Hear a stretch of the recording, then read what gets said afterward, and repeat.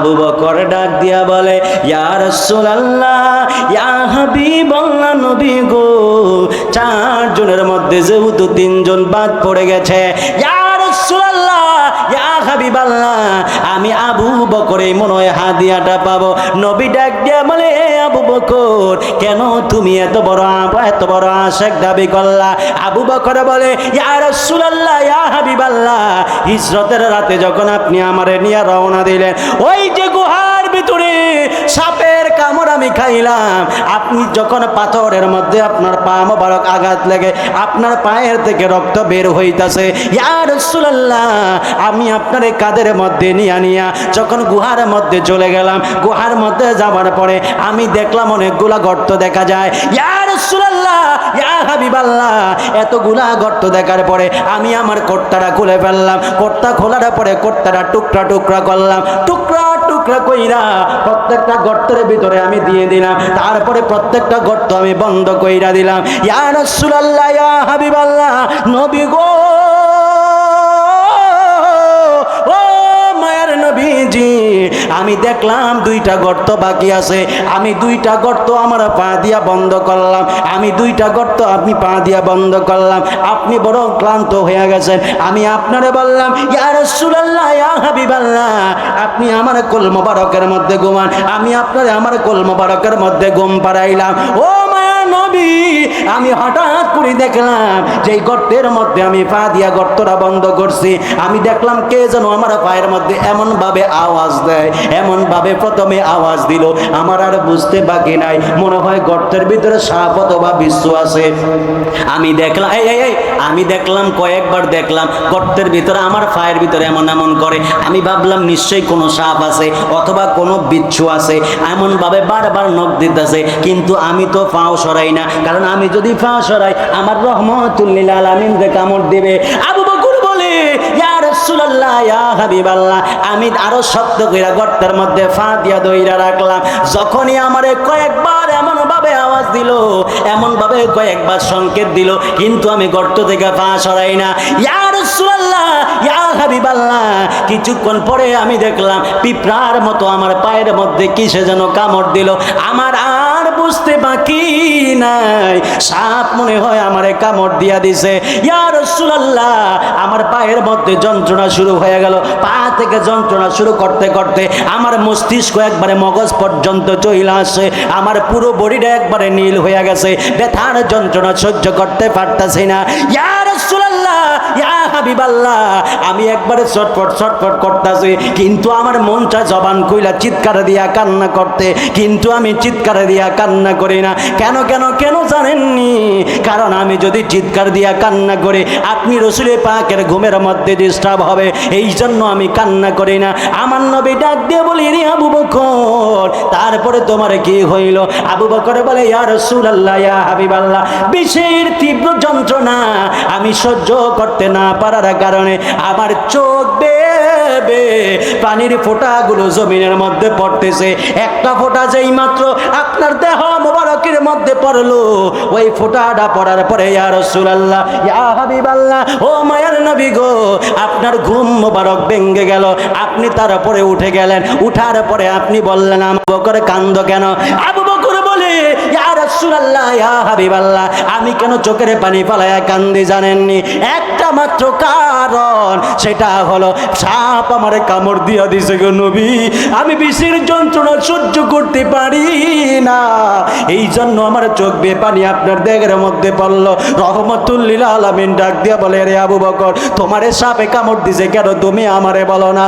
আবু বকর বলে, ইয়া রাসূলুল্লাহ, ইয়া হাবিবাল্লাহ, ও মায়ের নবী গো, আমি আবু বকর তো এমন আবু বকর যিনি ইসলামের জন্য প্রথম পাথরের আঘাত খেয়েছিলাম। আমি আবু বকর তো এমন আবু বকর যিনি ইসলামের দাওয়াত দিতে গিয়ে পাথরের আঘাত খেয়ে অজ্ঞান হয়েছিলাম। ইয়া রাসূলুল্লাহ, ইয়া হাবিবাল্লাহ, আমি আবু বকরের জন্য যদি আপনার ঘুমের সমস্যা হয়, আমি ডাক দিলে যদি আপনার ঘুমের সমস্যা হয়, আমি আবু বকর হাসরের ময়দানে আল্লাহর কাছে কি জবাব দিব? আমার মুশরিকুল বাবা, এ আশিকিন জাকিরিন বাবারা, আবু বকর ব্যথার যন্ত্রণায় ছটফট করে, জীবন বাহির হয়ে যাবে, নবীরে ডাক দেয় না, ঘুম ভাঙবে। আর বাংলার মধ্যে এখনো এমন কিছু আলেম আছে যারা আমার নবীর নিয়া এমন ভাবে ব্যঙ্গ করে, নবীর সম্মান খাটো করতে করতে নবীর নিজের ভাইয়ের মতো বানায় দেয়। কথা কন্যা ঠিক না বেটে? আবু বকর বলে, ইয়া রাসূলুল্লাহ, ইয়া হাবিবাল্লাহ, নবী গো, আমি দেখলাম আমার সাপে এমন কামড় দিছে, আমি আর সহ্য করতে পারতাছি না, আমার চোখ দিয়া পানি বের হয়ে গেছে। নবী ডাক দিয়া কয়, আবু বকর কই কামড় দিছে? আবু বকর বলে, ইয়া রাসূলুল্লাহ, এই জায়গায়। নবী থুতু মুবারক বের করে দিলেন, ওই জায়গার মধ্যে লাগাইয়া দিলেন। আবু বকর বলে, এই আবু বকর বলে, নবী গো, ও মায়ার নবী, যেই মাত্র আপনার থুতু মোবারক লাগাইলেন, আপনার থুতু মোবারক লাগানোর সাথে সাথে আমি আবু বকর আগের চাইতে আরে বেশি সুস্থ এবং শক্তিশালী হয়ে গেছি। জবান খুলে বলা যাবে কি বাবা সুবহানাল্লাহ? আরে দুই হাত তুলে বলেন সুবহানাল্লাহ। এবার কিছু কিছু পণ্ডিত বলবেন, আবু বকর তো নবীরে রক্ষা করতে চাইলো, সাপে কামড় দিল কেন? বলবে কি বলবে না? জোরে বলেন, বলবে কি বলবে না? বলবে আবু বকর তো, আবু বকরের কোলে তো নবী, তাহলে সাপ কেন আবু বকরে কামড় দিল?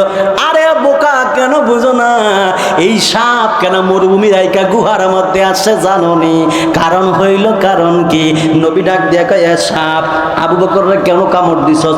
আমি তো আবু বকরের কোলের মধ্যে ঘুমানো, তুই কি জানোস না? কয় আমি জানি। আরে জোরে কানে সুবহানাল্লাহ বলেন না।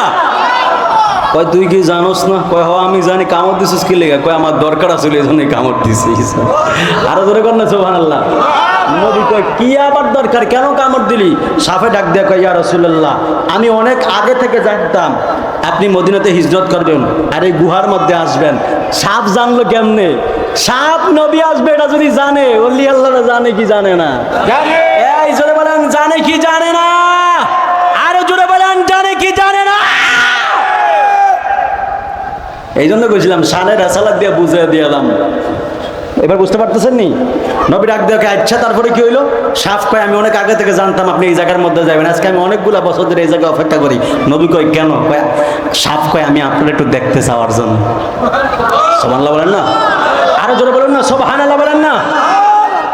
আমার নবী কয় তুমি আমার দেখার জন্য? কয় হ্যাঁ। কয় ঠিক আছে দেখতে চাইছো, কিন্তু কামড় দিলা কেন আবু বকর? এটা আমারে বলো। এবার সাপ ডাক দিয়া কয়, আমি আবু বকর কেন কামড় দিছি জানেননি? আমি তো আগে আবু বকর এমনি কামড় দিই না। কয় তাহলে? কয় আবু বকর কি করছে? নিজের জামাটা ছিঁড়া, কোট্টাটা ছিঁড়া, প্রত্যেকটা গর্ত বন্ধ করে দিল। দুইটা গর্ত বাকি আছিল, আমি ভাবলাম এটা দুটো দিয়ে বাইরে হয়ে একটু নবীরে দেখুন না। এই আবু বকর আবার ওই দুইটা গর্ত আবার ফা দিয়ে বন্ধ করে দিল। এখন আমি নবীরে কেমনে দেখি? আমি কয়েকবার এমন এমন করছিলাম, আবু বকর একটু ফাটা সরাস না, নবীরে একটু দেখবো। আরো জোরে কর না সুবহানাল্লাহ। বুঝেন না? বল আপনি বুঝেননি আপনারা? আমি কোনো এমন কামড় দিই নাই। কি করছো? আমি প্রথমে এমন আওয়াজ দিছি, এমন করছি, দেখি ফাও সরায় না, আবার এমন করছি, দেখি ফাও সরায় না, আবার এমন করছি, দেখি ফাও সরায় না। পরে আমি কি করুম? আপনারা তো আমার দেখতে হইব, আমি বাধ্য হয়ে আবু বকরের ফায়ের মধ্যে কামড় দিছি। জোরে বলুন সুবহান। আরো জোরে বলেন সুবহানাল্লাহ বলেন। নবী নবী করে আর কত কাল আমি কাঁদব, ও নবী নবী করে আর কত কাল আমি কাঁদব, আপন নয়নে কবে জানি, আপন জানি নূর নবীকে আমি দেখব, নবী নবী করে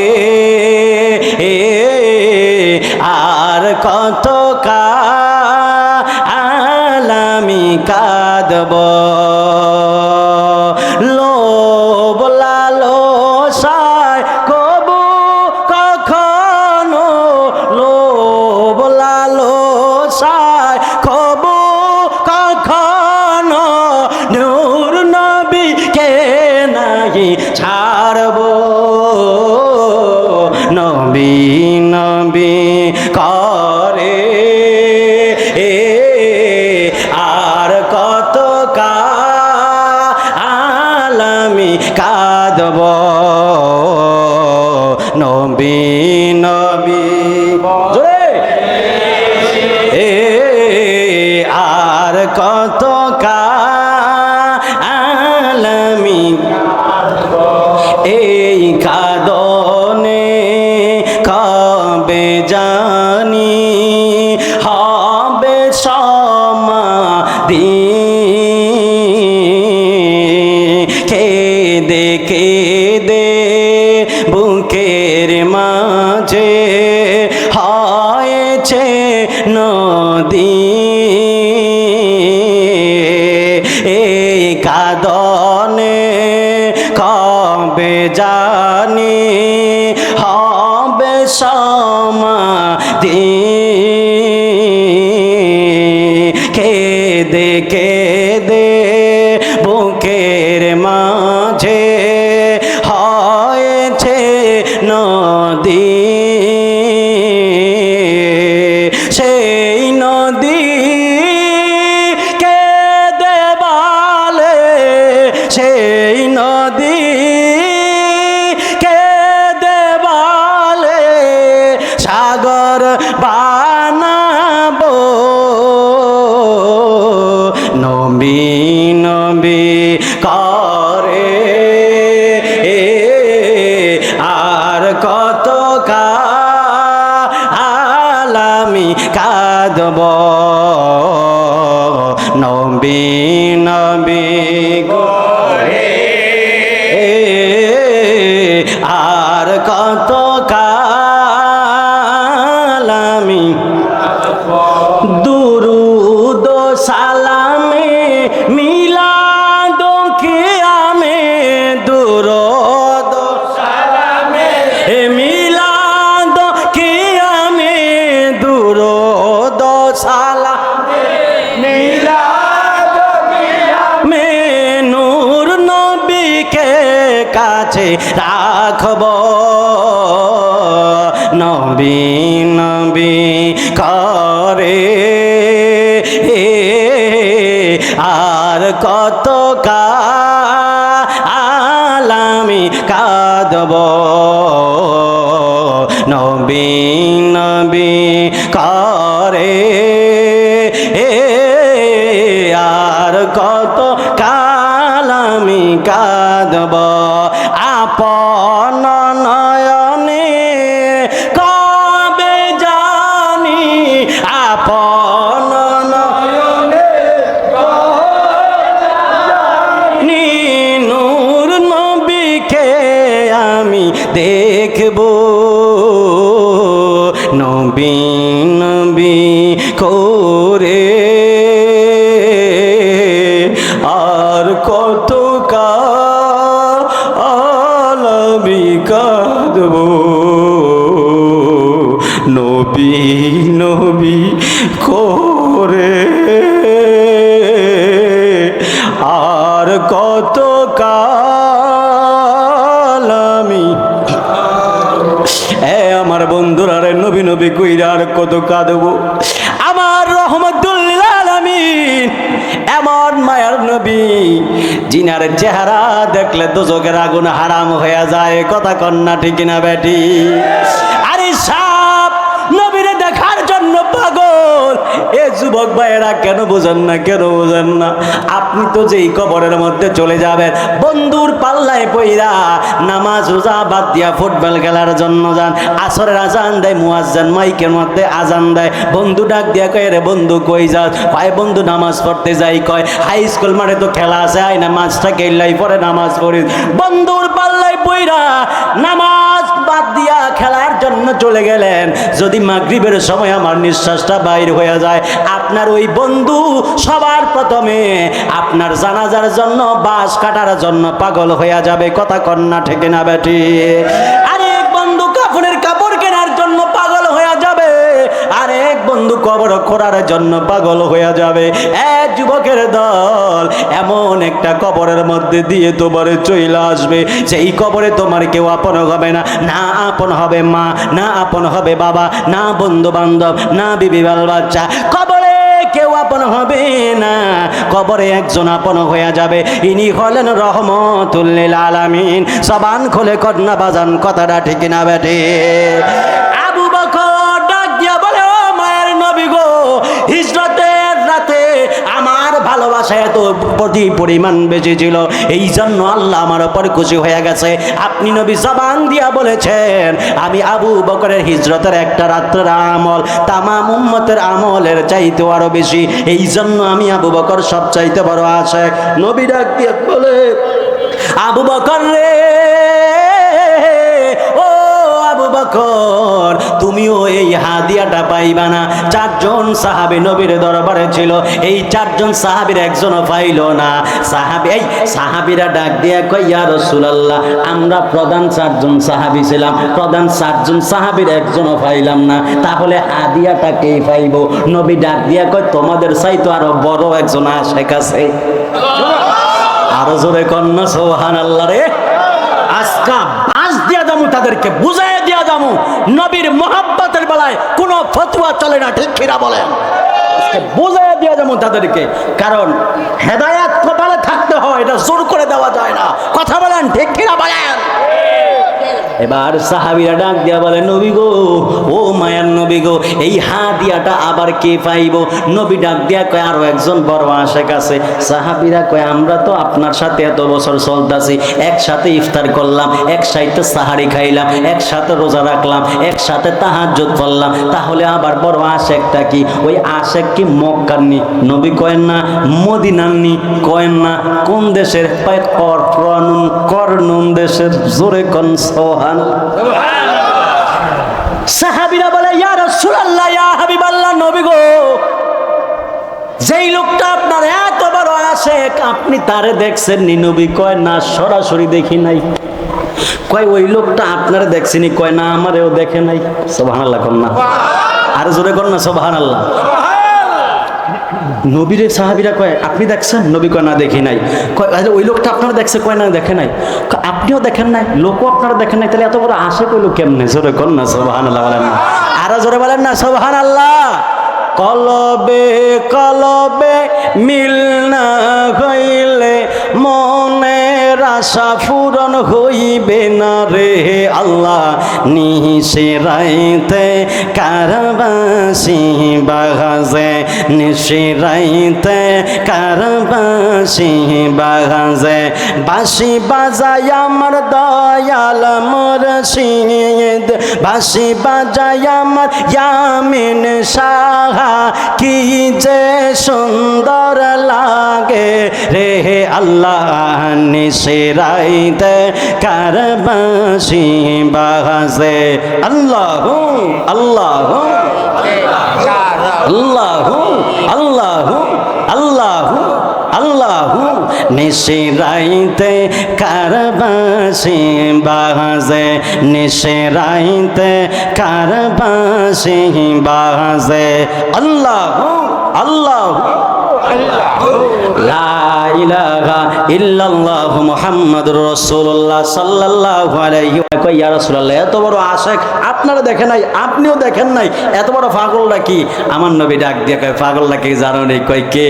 কয়, এই পাগলটা হইলো এমন পাগল যিনি আমারে দেখে নাই, আমিও তারে দেখে নাই। সাহাবীরা কয়, আপনিও দেখেন নাই, উনিও আপনারা দেখে নাই, তাহলে জুব্বাটা কেন ওর জন্য ফাড়াইবেন? আমার নবী ডাক দিয়ে কয়, ওটা যে পাগল রে জিজ্ঞেস করে, পাগল কেন বড় আশিক? যারা বলেন সুবহানাল্লাহ।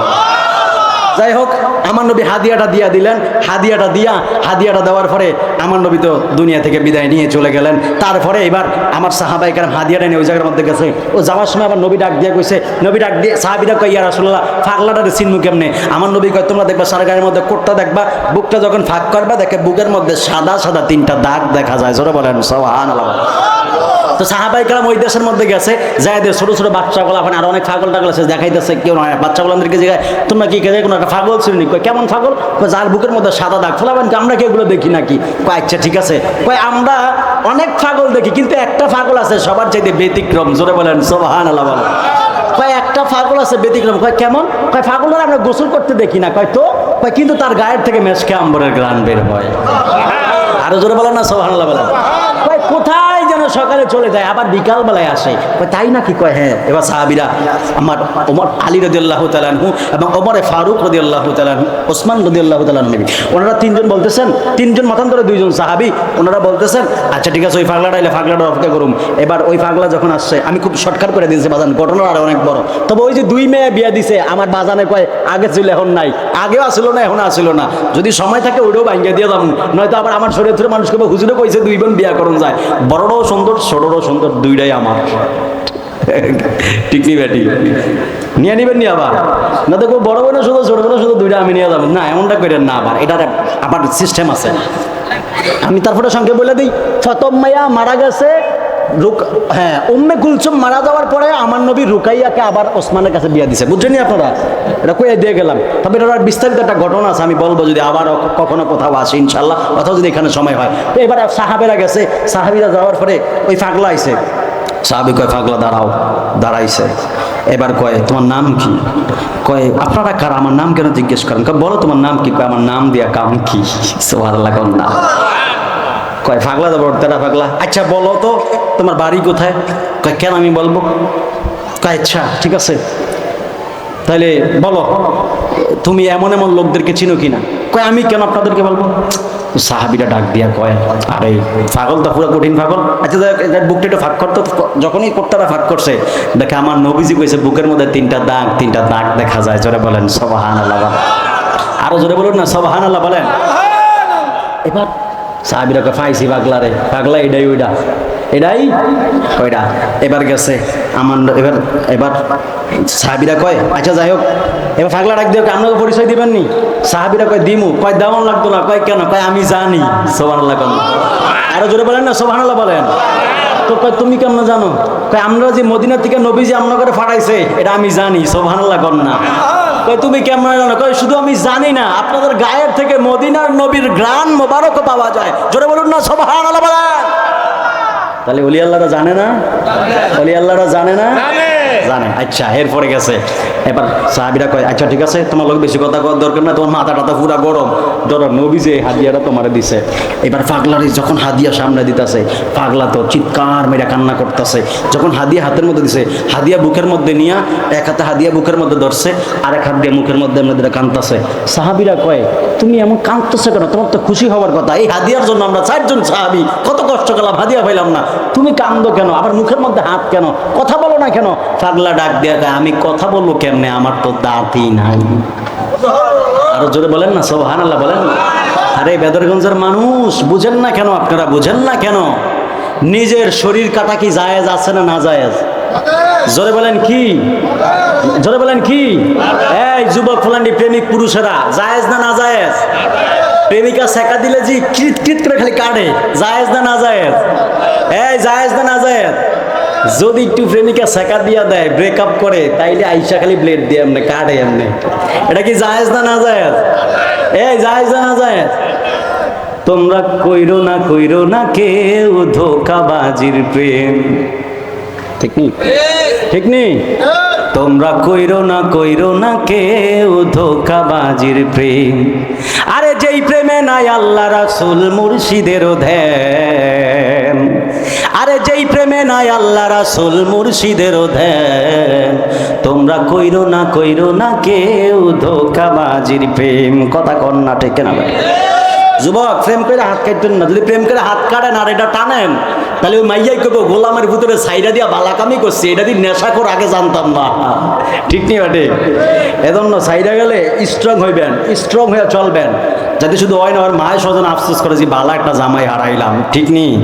পড়াশোনা বাদ দিয়ে না, পড়াশোনা করবেন, ইনকাম করবেন, বিজনেস করবেন, নিজেকে ডেভেলপ করার চেষ্টা করবেন, তখন দেখবেন 14 গোষ্ঠী আফসোস করবে। আর ওই মেয়েরা কইব দেখ গোলামের জি তুই ভুল করছো সেই পোলাটারের সাইরা।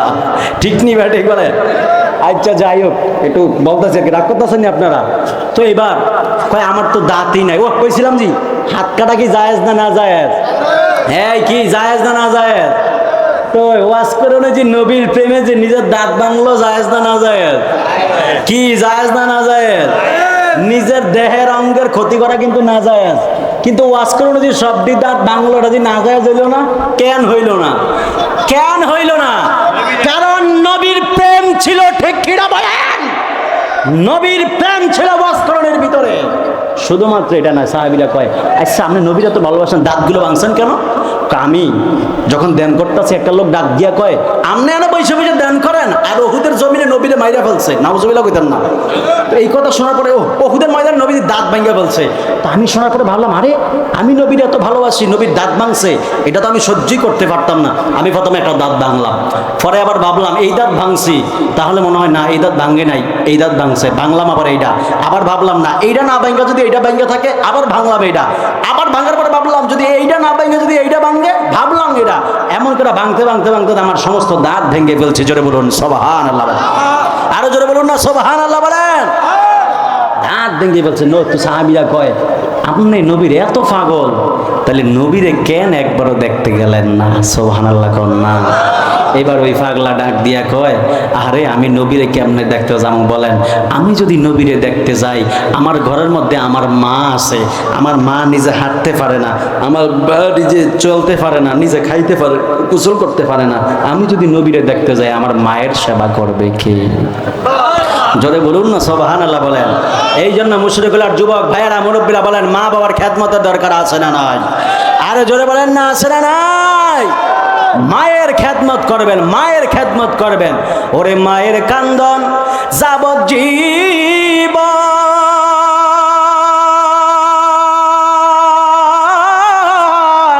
ওরে 2-4 মাস বনের কান্দন রে, ওরে ঘরের পরিবারের কান্দন কয়েকদিন পরে থাকে না, দুঃখের দরদি আমার জনম দুঃখী মা, গর্ভধারিণী মা, জনম দুঃখিনী মা, দুঃখের দরদি আমার জনম দুঃখী মা। ওরে মায়ের কান্দন যাবজ্জীবন, ওরে 2-4 মাস বনের কান্দন রে, ওরে ঘরের পরিবারের কান্দন কয়েকদিন পরে থাকে না, দুঃখের দরদি আমার জনম দুঃখী মা, গর্ভধারিণী মা, জনম দুঃখিনী মা, দুঃখের দরদি আমার জনম দুঃখী মা।